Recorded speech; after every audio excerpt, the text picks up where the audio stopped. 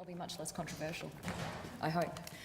All right, so excuse my very broad title, but I hadn't really decided what I was going to talk about. So I sat down and listed a few of the things that, a few of the conversations that I've been having with elderly people just in the last week, and all of a sudden the list started getting really long, and I knew that I was going to have to limit it to a couple of topics. But the first two topics there, small renal masses and elevated PSA, is something that we see over and over again.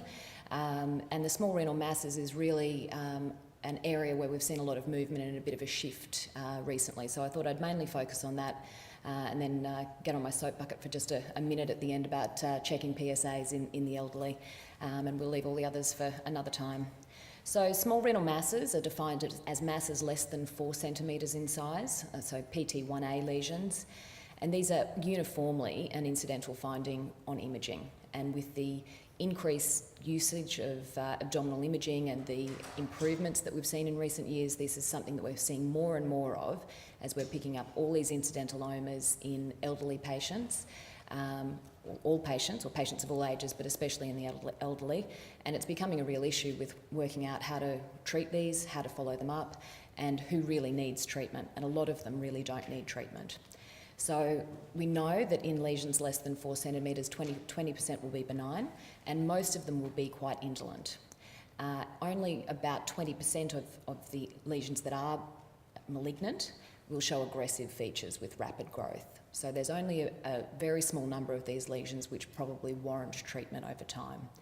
And the other good thing to know is that the risk of metastatic disease in a lesion less than 4 centimetres is low. So it's less than 1%, and so it is really very safe to watch these lesions in the first instance in the majority of patients.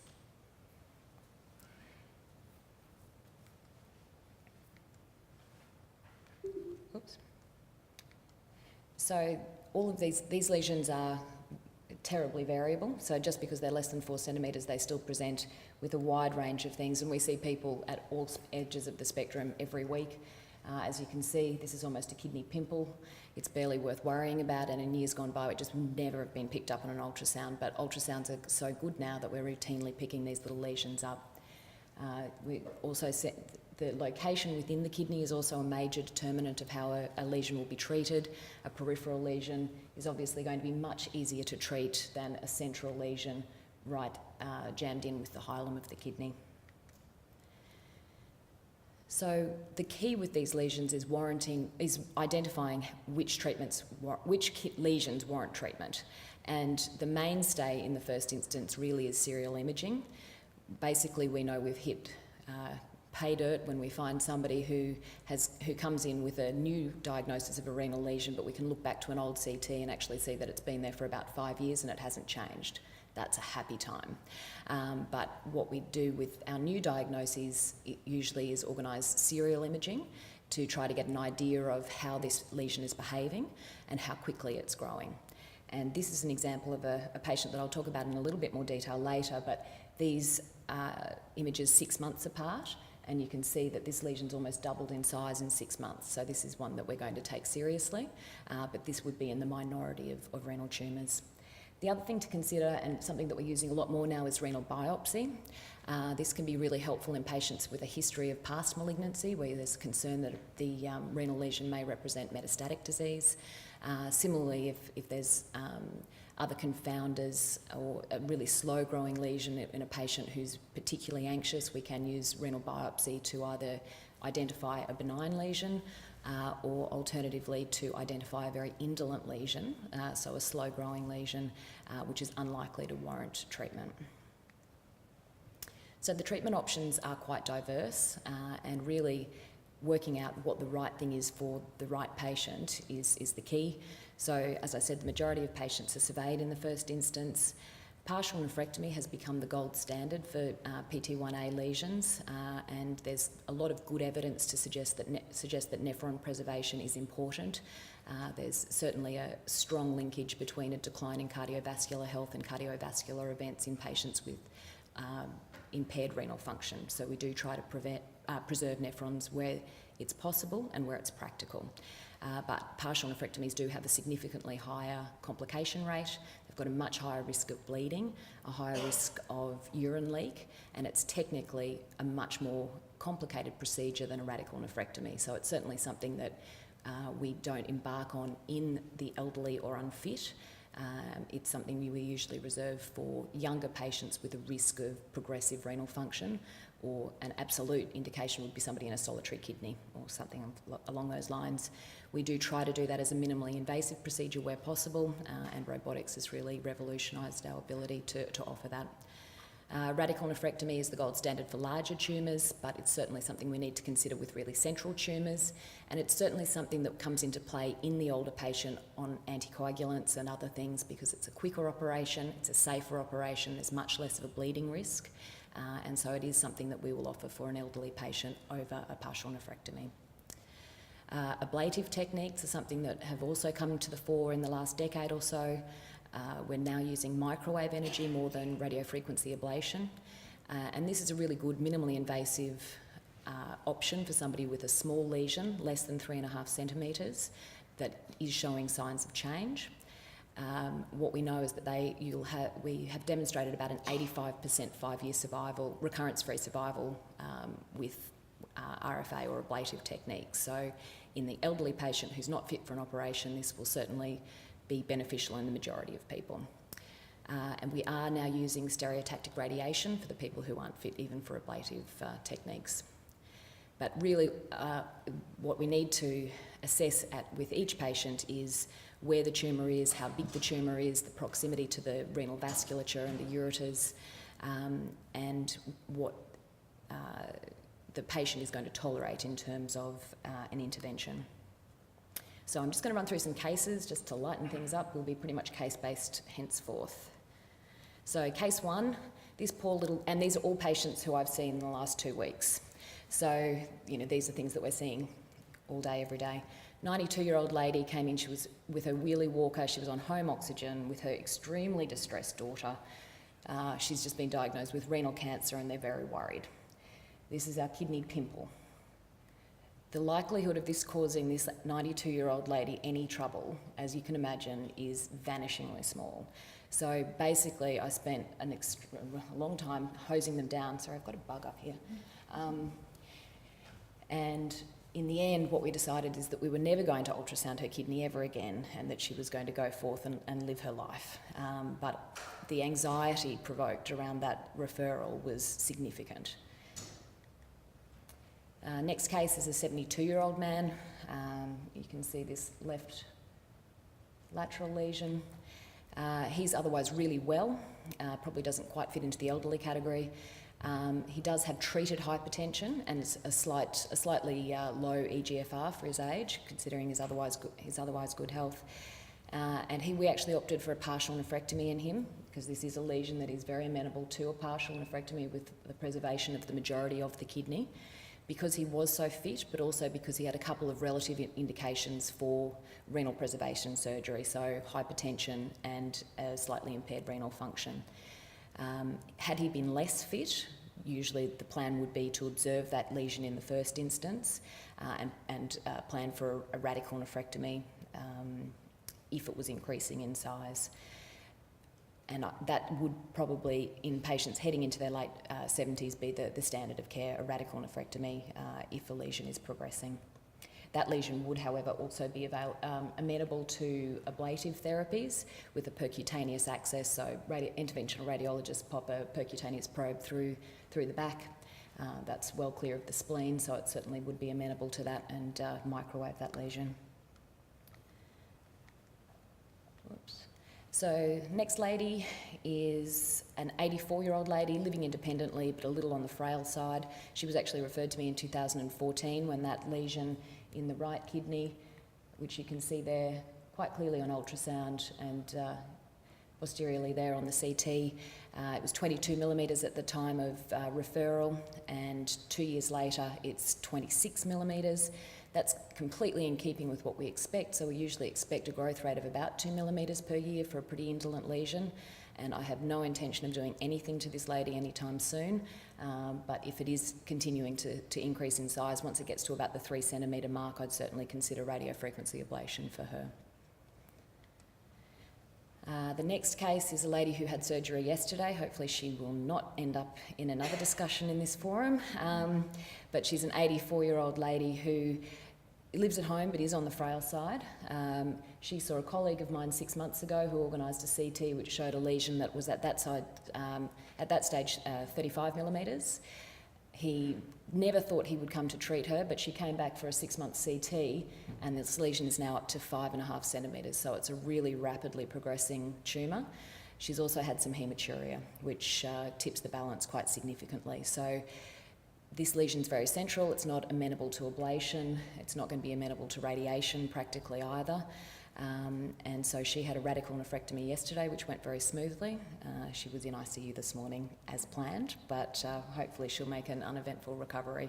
But really the only other option in that lady would have been whole kidney radiation on a palliative basis and expectant management, which once they develop haematuria is a pretty grim prospect. And the last case really, I guess, is more of a example of the risks of surveying all of these lesions. We see very, very few of these lesions progress, but this is a case that we've treated here at the Royal this year, an 82-year-old fellow who was referred a couple of years ago to a colleague who had, at that stage, a pretty easy to see 30 millimetre lesion on the tail of his right kidney. This was examined with an ultrasound and a CT at the time. Follow-up ultrasounds didn't show any change in the size of this lesion, and he was booked to come back to see us in a year with a CT, but presented earlier than that with haematuria. And unfortunately, what has actually happened is this lesion has progressed quite substantially medially, and the area that was defined on the ultrasound wasn't really picked, or this higher component was a little bit nondescript and not picked up on that most recent ultrasound. So this fellow unfortunately had unresectable metastatic disease by the time he represented, and has gone on to have palliative radiation. So it is certainly possible to miss the boat, but that is very much the exception rather than the rule. So in summary, this is something we're seeing more and more of. The majority are benign and won't need treatment, and really the key is working out which patients need what, if anything.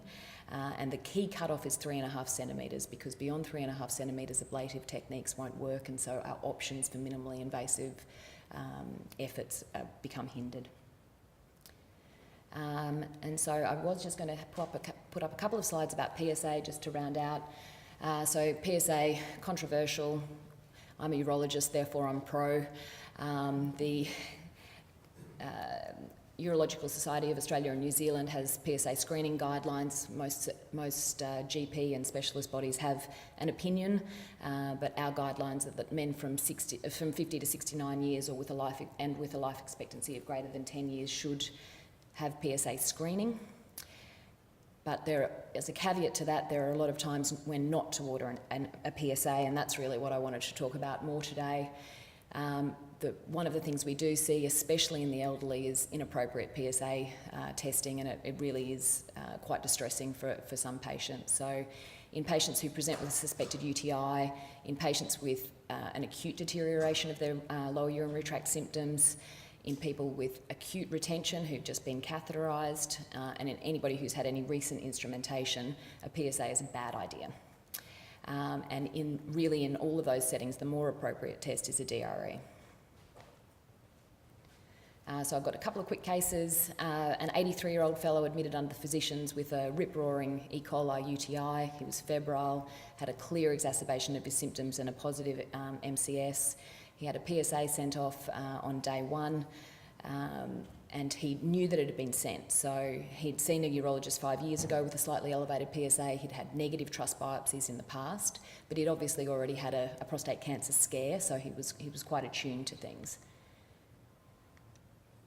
His PSA came back at 79. He almost died of a heart attack, worrying about his PSA.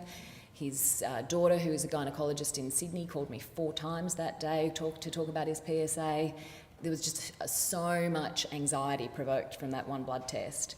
I saw him. He had a large but benign prostate. couldn't convince them that he wasn't dying. We got a bone scan just to try to diffuse the situation. That was negative, but a completely unnecessary test. I saw him a couple of weeks later and his PSA had dropped down to 9.9 and it returned to its baseline of 4.5 within a couple of weeks of that. But you know, PSA has quite a long half-life of 2 or 3 days, so it does take quite a while to settle. And I guess that's exactly when we don't want a PSA done. Similarly though, you can't rely on a PSA every time to give you the full story. So another 82-year-old fellow admitted under the renal physicians with acute on chronic renal failure with an EGFR that had dropped from a baseline of about 30 into the single digits. He'd had an ultrasound which showed some new left hydronephrosis and a distended bladder, so appropriately he was catheterised. And then a PSA was done. That came back at 7.8, which in the context of a recent catheterisation wasn't really all that alarming. And he was treated as a bladder outlet obstruction, but his creatinine plateaued in the teens, and a repeat ultrasound showed that he still had persistent left hydronephrosis. So at that stage he was examined more thoroughly, and he had a frankly malignant prostate. So he then went on to have a cystoscopy and stenting of the left ureter and a channel TURP, which confirmed a diagnosis of prostate cancer, and he's subsequently been managed with hormone treatment. But the PSA, I think, caused more relaxation there than maybe was necessary. So it is a bit of a confounder in the acute setting and is notoriously unreliable. So in summary, small renal masses, don't panic. Watch them in the first instance, and we're happy to watch them and guide that process and then tailor treatment appropriately. And for PSA, it's a screening tool in younger men with a good life expectancy. It's absolutely useless in the acute setting and should always be used in conjunction with a good clinical examination. Thank you.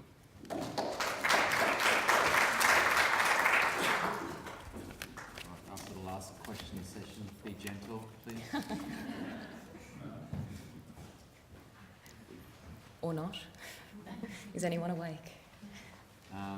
Do you worry about doing FNA or cores on these small renal masses? There's no documented seeding cases at all, so we find that quite safe. And the PSA, the argument, will there ever be a resolution, do you think? Yes. I think there's been a complete change in the way we treat prostate cancer. So with MRIs and the change in what we do with low-risk prostate cancer, the issue of over-treatment has really been removed, and as such, that then takes the issue of screening, takes the heat out of the screening argument. So I think really that has probably been resolved. It's just catching up with the PR and getting that information out there. Okay, so you're familiar with the recent NEJM article? Yeah, it's all old data. So can you enlighten the audience and what it all means? As in for the screening? Yeah, so it's the management of diagnosed, it's the outcome for diagnosed 10-year outcome? Yeah. Diagnosed prostate cancer, observation versus radiotherapy versus surgery. Mm-hmm. Yeah. So the quick summary of that is it's a large-based study and basically didn't show a survival benefit at 10 years with observation versus radiation versus surgery. That cohort, though, were almost all low-risk, low-volume prostate cancers, which would usually now be managed with observation in current practice. So that really is more of a reflection of change in practice rather than a shift in the way we manage prostate cancer. So those cases would actually be managed with what we call active surveillance now rather than radical therapy, and the radical therapy is reserved for the higher risk, high grade disease. Happy? Thank you very much. Pleasure.